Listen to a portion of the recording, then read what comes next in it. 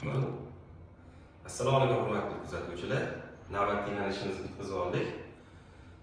Oshxona mebellarini bu oshxonamizga Egger LDSPdan foydalanganmiz.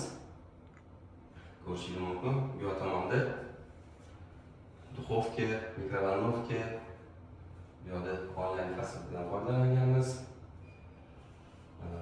Stansiyalarimizni quyma tosh, искусственный quyma toshdan qilingan. Rakinalarni ham o'zdan chiqarganmiz.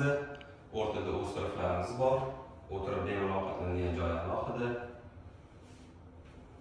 Bu yerda xolodilnik. Bu yerda kotelxonamiz bor.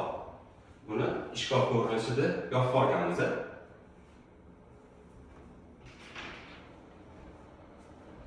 Mana ichkarida kotellar joylashtirilgan.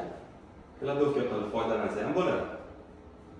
Bu xona nastroyga burchak joyiga tushgan hisobiga xona 3 burchak joylashib qo'ygan joyi bor edi. Shuni biz tekis qilib ishkop ko'rinishida yopib turib, burchakni mana shunaqa foydalanishga kladovka ham kotelxona ham yopib ketyapti.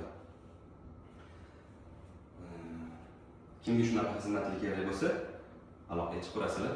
Xizmatga tayyormiz.